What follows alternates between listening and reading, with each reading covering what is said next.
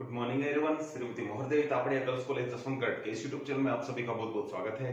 आज का हमारा जो डिस्कस का टॉपिक है वो है नेटवर्क टेक्निक सीपीयू पार्ट से क्वेश्चन नंबर 10। और इस क्वेश्चन को बोर्ड में हमने लिख रखा है। इसमें आप देख रहे हैं कि एक्टिविटी दे रखी है और टाइम्स दे रखे हैं डेज में। तो इस लेसन में क्या है कि कोई प्रोजेक्ट होता है और प्रोजेक्ट की जो टोटल एक्टिविटी होती है वो इसमें दिखाई जाती है और टोटल एक्टिविटी में कितना टाइम लगता है वो इधर दिखाया जाता है। हमें उसका क्रिटिकल पाथ है जो अभिष्ट क्रांतिक पथ जिसको बोलते हैं वो निकालना है और इसके अलावा हमें फ्लोट निकालने हैं। ठीक है, तो इसके अंतर्गत हम जो चीज देख रहे हैं, सबसे पहले जो चीज बनानी है हमें नेटवर्क डायग्राम। ठीक है, जो कि सबसे पहले जरूरी होता है। तो सबसे पहले हम नेटवर्क डायग्राम बनाएंगे, उसके बाद में ये जो फ्लोट है हम निकालेंगे। तो सबसे पहले मैं यहाँ नेटवर्क डायग्राम ड्रॉ करूंगा। तो सबसे पहले आप देख रहे हैं कि नेटवर्क डायग्राम 1 से 2 स्टार्ट होता है। तो एक एक्टिविटी है यहाँ से स्टार्ट करना है और उसके पश्चात 1 से आगे बढ़ेंगे हम, जिसमें 1 से 2, 1 से 3 और 1 से 4 है जो एक्टिविटी दे रखी है। तो सबसे पहले 1 से 2 ऊपर लेके जाते हैं, 1 से 3 एक्टिविटी यहाँ लेके आते हैं और 1 से 4 एक्टिविटी है जो यहाँ लेके आते हैं। तो ये 4 खाने हमने पहले बना लिए हैं। इसके बाद में 2 से 3, 2 से 6, यानी अंतिम एक्टिविटी भी 6 है। तो 2 से एक बड़ी लाइन आएगी लास्ट 6 तक और 2 से 3 हमें इधर मिलाना है। तो 2 से 3 इस तरीके से और लास्ट में 2 से 6 है जो इस तरीके से हम लास्ट एक्टिविटी है वो यहाँ बनाएंगे। तो 2 से 3 और 2 से 6 हमने बना दिया। एरो का निशान लगाएंगे सबकी तरफ, प्रत्येक एक्टिविटी जो जाती है एक से दूसरी जगह पे उधर एरो का निशान लगाते हैं। इसके पश्चात 3 से 5, 4 से 5, यानी 5 यहाँ बीच में आएगा कहीं, 3 से 5 आएगा और 4 से भी 5 आएगा।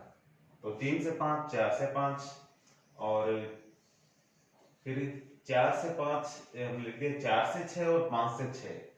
तो 5 से 6 और 4 से 6। तो इस तरीके से ये जो है डायग्राम है जो बन रहा है इसका 4 से 6, 5 से 6। तो ये है जो इसका डायग्राम ड्रॉ होता है। तो इसकी जो ड्यूरेशन लगती है उसको भी हम क्या करते हैं, यहाँ लिख देते हैं। तो सबसे पहले आप देखेंगे 1 से 2 में लगा है 8 डेज। तो 1 से 2 में 8, 1 से 3 में 10, 1 से 4 में 8, 2 से 3 में 10 और 2 से 6 में 16, 2 से 6 में 16 और 3 से 5 में 17 और 4 से 5 में 18, 4 से 5 में 18 और 4 से 6 में 14, 4 से 6 में 14 और 5 से 6 में जो कि 9, 5 से 6 में 9। तो ये टोटल इसका जो ड्यूरेशन लगता है। अब तो डायग्राम ड्रॉ करने के बाद में जो चीज हमें निकालनी है वो है ईएसटी और एलएफटी। तो सबसे पहले ईएसटी निकालते हैं, अर्लीस्ट स्टार्ट टाइम। तो ये E1 से स्टार्ट होगा, जो कि E1 हम जानते हैं कि कुछ नहीं होता है, 0 होता है। ठीक है, तो जैसे हमने पहले लगा रखा है E1 इज इक्वल 0 होगा। E2 है जो कि E1 और प्लस इसके बीच की जो दूरी है वो आएगी। तो E1 प्लस जो ये 8 इसके बीच में टाइम लगा है ये आ जाएगा 8 ही आएगा। तो E2 है जो कि 8 आएगा। E3 है जो कि 2 जगह से आ रहा है, इधर से और इधर से, जो बड़ा होगा वो लेंगे। E3 है E1 प्लस 10 और E2 प्लस 10। तो दोनों में देखते हैं कि E1 है जो कि कुछ नहीं है, 0 है, तो ये 10 होगा। E2 है 8 है, 8 और 10 होते हैं 18, दोनों में बड़ा है 18, तो E3 हो जाएगा 18। अब चलते हैं E4 पर। E4 है जो कि एक ही जगह से आ रहा है पीछे से। E1 प्लस इसके बीच का जो टाइम है ये है, E1 0 था और ये 8, तो ये 8 ही आ जाएगा। तो E4 आ जाएगा 8। E5 पे चलते हैं। E5 है जो कि दो जगह से आ रहा है, 4 से और 3 से, जो बड़ा होगा वो लेंगे। E3 प्लस 17 और E4 प्लस इसके बीच का जो टाइम है वो है 18। दोनों में देखते हैं कौन सा बड़ा है। E3 है जो कि 18 था, 18 और 17 होते हैं 35, और E4 है जो कि 8 है, 8 और 18 होते हैं 26। तो ये 26 है जो छोटा रहेगा, इसलिए बड़ी संख्या है वो क्या आ जाएगी, इसको हम थोड़ा और लिख देते हैं 35, और इधर आएगा 26, दोनों में हो जाएगा 35 है जो बड़ा, तो इसलिए 35 आ जाएगा यार। E5 is equal 35। और E6 है जो कि लास्ट में लिखेंगे, ये 3 जगह से होके आ रहा है, इसमें आप देख रहे हैं E2 से, E5 से और E4 से। तो जो सबसे बड़ा वो लेंगे, E2 प्लस बीच का जो टाइम लग रहा है वो 16 डेज, E5 प्लस बीच का टाइम लग रहा है 9, E4 प्लस बीच का टाइम लग रहा है 14। टोटल टाइम जोड़ लेते हैं। E2 हमारा था वो था 8, 16 और 8 24 होते हैं। E5 है जो कि 35, 35 और 9 44 होंगे। E4 है जो 8 है, 14 और 8 22 होते हैं। बड़ी संख्या इसमें 44 है, तो E6 44 हो जाएगा। तो इस तरीके से ये जो E6 हमारा आ गया है। अब हम निकाल लेते हैं LFT। तो LFT इधर निकाल देते हैं। LFT L6 से स्टार्ट होता है, लास्ट वाला होगा L6, ये 44 ही होगा। फिर L5 है जो ये है, 6 में से बीच की दूरी घटाएंगे, L6 माइनस 9, 44 में से 9 घटाएंगे तो बच जाएंगे 35। तो L5 है जो कि आएगा 35। और L4 की भी बात करें तो ये दो जगह से आ रहा है, एक तो L6 में से ये दूरी घटाएंगे 14, दूसरा L5 में से ये बीच की दूरी घटाएंगे L5 माइनस 18। L4 है जो 44 था, 44 में से यदि हम 14 घटाएं तो ये आता है 30। और L5 है जो कि था 35, 35 में से 18 घटाएं, 35 में से 18 घटाएंगे तो आएगा 17। तो इस तरीके से दोनों में जो छोटा था वो था 17, इसलिए हम क्या लेंगे, यहाँ 17 लेंगे। तो ये L4 होगा 17। L3 की भी बात करें तो वो किस तरीके से आएगा। L3 देखिए आप सीधा एक ही जगह से आ रहा है, तो L3 ये आएगा L5 माइनस इसके बीच की दूरी है वो है 17। तो L5 है जो कि आप देख रहे हैं 35 था, 35 में 17 घटाएंगे तो आएगा 18। तो L3 इज इक्वल 18। तो इस तरीके से ये जो राशि आती है। तो नेक्स्ट जो बचा हुआ है वो है L2। L2 है जो कि आप देख रहे हैं कि दो जगह से आ रहा है, L6 में से 16 घटा करके, L3 में से 10 घटा करके, देखते हैं क्या आता है। L2 है L6 माइनस 16 और L3 माइनस 10, देखते हैं कितना आता है। L6 तो 44 था, 44 में से 16 घटाते हैं तो ये बचेगा 28। और L3 है जो कि 18 था, 18 में से 10 घटाएंगे तो आएगा 8। तो दोनों में छोटा 8 है और ये 8 ही आ जाएगा। L2 is equal 8। और लास्ट में जो L1 है, L1 हम किस तरीके से निकालेंगे। L1 है जो 3 जगह से आ रहा है, जो छोटा वाला लेंगे तो ये है L2 minus 8, L3 minus 10 L4 minus 8। तो इनकी राशि लिख देते हैं। L2 है जो कि 8 है, 8 में से 8 गया 0। L3 18 है, 18 में से 10 जाएंगे तो बचेगा 8। और L4 है जो कि 17 है, 17 में से 8 घटाएंगे तो यहाँ आएंगे 9। तो इस तरीके से सबसे छोटा है वो क्या होगा, इसमें होगा 0। तो छोटी वाली संख्या है उसको लेते हैं हम, तो इसमें आ जाएगा 0। तो इस तरीके से L1 क्या आएगा, 0 आएगा। तो इस तरीके से ये सारी चीजें जो कंप्लीट होती है। अब हमें जो फ्लोट किस तरीके से निकालेंगे वो थोड़ा सा डिस्कस कर लेते हैं। तो हमें जो चीज की आवश्यकता थी वो हमने निकाल ली है। अब हम इसको साफ कर लेते हैं, उसके बाद में बाकी चीजें निकालते हैं। तो सबसे पहले हमारे पास जो टेबल दे रखी है उसमें 2 कॉलम आप देख रहे हैं जिसको हम नंबर देते हैं 1 और ये होता है 2। इसके बाद में लेते हैं 3 नंबर पे आता है जो EST।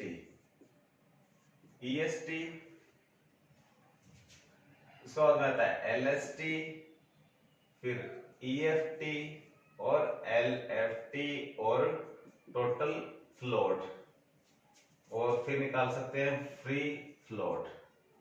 तो ये चीजें हमसे जो पूछी थी ये निकाल ली है, और क्रिटिकल पाथ है वो भी साथ में निकाल देंगे। तो सबसे पहले तो हम ये जो कैलकुलेशन है इसका यही बताऊंगा मैं आपको, और एक सिंपल सा कैलकुलेशन है उसके अकॉर्डिंग चीजें आएगी।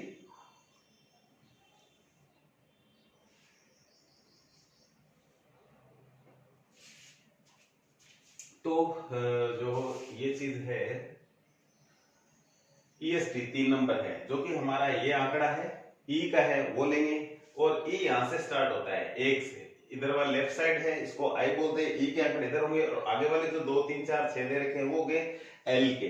तो L पे उनकी वैल्यू क्या है वो लिखेंगे, E वाले पे E की। जैसे कि 1 है यहाँ स्टार्टिंग में, तो 1 पे E की वैल्यू क्या है, E की वैल्यू क्या है E1, यानी 1 का मतलब E1 है, ये 0 है तो हम यहाँ लिखेंगे 0। फिर 1 है तो फिर 0 आएगा, फिर 1 है तो यानी E1 पे इसका मान है तो 0 है। फिर 2 पे तो 2 देखेंगे, E2 है जो ये है 8, तो 2 पे 8 है, फिर 2 पे E1 का मान है जो 8 है। E3 है, E3 पे E का जो मान है वो है 18, ये 18 लिखेंगे। E4 है उसके बाद, तो E4 की वैल्यू है 8, फिर आगे 4 है तो यही 8। 5 पे E5 पे देखेंगे क्या मान है 35, तो ये लास्ट में आएगा 35। इसके बाद में जो ये राशि आएगी ये आएगी LFT। तो LFT है जो किस तरीके से हम निकालेंगे, LFT जो 6 नंबर का खाना है, ये 4 है, ये 5 है, 6 है, 7 और 8। तो 6 नंबर यहाँ सबसे पहले लेते हैं। तो जो L दे रखे हैं 1 2 3 4, यहाँ 1 2 3 4 पे जो मान आएगा, जैसे कि 2 है तो L2 का मान हमें लेना है। L2 है जो कि आप देख रहे हैं कि 8 है, तो हमने यहाँ लेना है 6 नंबर में 8। फिर 3 पे हम देखेंगे कि L का मान कितना है 18। फिर 4 पे हम देखेंगे L का मान कितना है, ये है 17। उसके बाद 3, तो 3 पे 18 ही है जो पहले भी थोड़ी देर पहले हमने लिखा था। फिर है 6 पे L का मान है वो लास्ट वाला सेम ही होता है, L6 44 ही होता है, ये है 44। और इसके बाद में 5 पे देखते हैं कि 5 पे L का मान है वो है 35। 5 पे फिर 35, 6 पे ये 44 है, 44। तो जहां जो आंकड़े देख रहे हो आप, ये LFT के यानी जो L है उसका मान यहाँ हमें इस जगह लिखना है। तो हमने सारी चीजें लिख दी है। अब जो कि इसके जो 4 नंबर जो है, ये हमने इसके कॉलम है, इसमें ये कैसे आएगा, ये है 6 में से 2 घटाना। 6 माइनस 2, ये आता है 4। 5 कैसे आता है? 2 प्लस 3, यानी दूसरे और तीसरे जो कॉलम इसको जोड़ना है, 2 प्लस 3, तो ये 5 नंबर कॉलम आ जाएगा। और 7 है जो किस तरीके से आएगा, 6 में से 5 घटाओ, ये 4 में से 3, ठीक है, 6 माइनस 5 और 4 माइनस 3, तो ये इसका फॉर्मूला है। टोटल फ्लोट और फ्री फ्लोट सेम ही होंगे क्योंकि इनमें लगभग सेम ही जो फॉर्मूला लग जाएगा, तो इसलिए एक मैं आंकड़ा करके दिखा सकता हूं आपको किस तरीके से आपको निकालना है, बाकी आप खुद ही निकालेंगे। तो सबसे पहले देख रहे हैं कि 3 और 4, 2 और 3 को जोड़ करके 5 निकालना है, तो 8 और 0 यहाँ आ जाएंगे 8, 10 और 0 आएगा 10, और 8 और 0 आएगा 8। फिर इसी प्रकार से 4 नंबर कैसे निकालना है, 6 नंबर में से 2 घटाना है, तो 8 में से 8 जाएगा 0, 18 में से 10 जाएंगे 8, 17 में से 8 जाएगा 9, तो इस तरीके से आगे चीजें। 7 नंबर कैसे आना है, ये 6 में से 5 घटाना है, तो 8 में से 8 गया 0, 18 में से 10 गया 8, 17 में से 8 गया 9, तो ये सेम ही आएगा। इसी प्रकार से हम यहाँ से भी इसको चेक कर सकते हैं, इसमें से इसको घटा करके 4 में से 3, 0 में से 0 जाएगा 0 आएगा, 8 में से 0 जाएगा 8 आएगा, 9 में से 0 आएगा 9, तो ये इसका वेरिफिकेशन भी हो जाता है कि दोनों फॉर्मूले सेम ही लगेंगे, और ये की एक चीज है जो इसमें आ जाएगी 0, 8, 9, इस तरीके से। तो कहने का मतलब आप इस तरीके से जो निकाल सकते हो, और सारी चीजें निकालने के बाद जहां 0 जितनी जगह आता है, ठीक है, उसमें आप देखेंगे उस एक्टिविटी में टाइम ड्यूरेशन क्या लगता है, वही क्रिटिकल पाथ होता है। वैसे आपको इसको देख के भी मैं बता सकता हूं किस तरीके से, तो आप देखेंगे सबसे पहले यहां से एक्टिविटी 6 तक पहुंचने में जो कौन कौन सी एक्टिविटी लग रही है, 1 से 2, 2 से 6, ठीक है, नंबर 1 एक पाथ ये जाता है। दूसरा है जो क्या है 1 से 3, 1 से 2, 2 से 3, 3 से 5, 5 से 6, 1 से 2, 2 से 3, 3 से 5, 5 से 6, और इसका है उसके बाद में यहां से सीधा जा रहा है ये 1 से 3, 3 से 5, 5 से 6, फिर इधर से जा रहा है 1 से 4, 4 से 6, और एक जा रहा है 1 से 4, 4 से 5, 5 से 6, 1 से 4, 4 से 5 और 5 से 6, तो ये इतने इसके जो रास्ते हैं जहां एक्टिविटी समाप्त होने की ओर जाती है। तो सीपी कौन सा होगा, सबसे बड़ा आंकड़ा जो आएगा वो सीपी का होगा, क्रिटिकल पाथ का होगा। तो एक बार टोटल कर लेते हैं यहाँ कि कौन सा पाथ होगा और उसकी टोटल ड्यूरेशन क्या लगेगी। एक बार सभी को निकालेंगे, जैसे कि इधर लग रहा है 1 से 2 में 8, और 2 से 8, और ये जो बीच का जो टाइम लग रहा है 16, तो ये होते हैं 24, तो ये आया 24। इधर है 1 से 2, ये 8, फिर 2 से 3 10, 18, 18 और ये 17, 35, 35 और 9 होते हैं 44। इसके बाद में 1 से 3 10, 3 से 5 जो टाइम लग रहा है वो 17, 27, और 27 और 9 जोड़ते हैं तो ये होते हैं 36।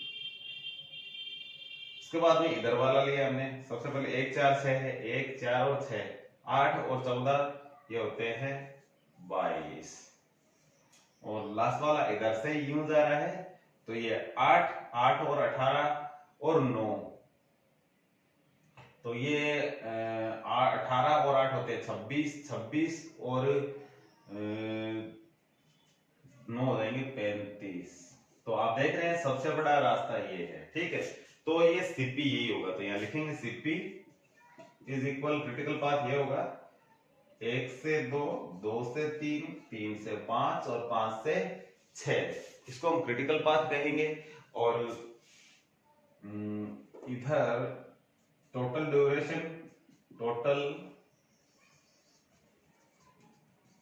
ड्यूरेशन जो लगेगी वो हो जाएगी इनके माध्यम से, आप इनके आंकड़े लिख सकते हो, जैसे कि यहाँ 1 से 2 में जो टाइम लगा वो था 8, प्लस 2 से 3 में जो टाइम लगा है वो लिख सकते हो 10, प्लस 3 से 5 में 17, प्लस 5 से 6 में 9, तो ये 8 और 10 18 17 35 और 9 44, तो टोटल ये डेज आते हैं 44। तो इस तरीके से एक्सपेक्टेड टाइम है जो निकाल सकते हैं और फ्लोट भी इस तरीके से हम निकाल सकते हैं। तो आज के वीडियो में इतना ही, मिलते हैं नेक्स्ट वीडियो में। तब तक के लिए धन्यवाद। अपने वीडियो को लाइक कीजिए, शेयर कीजिए, यदि चैनल को सब्सक्राइब नहीं किया तो वो भी जरूर कीजिए।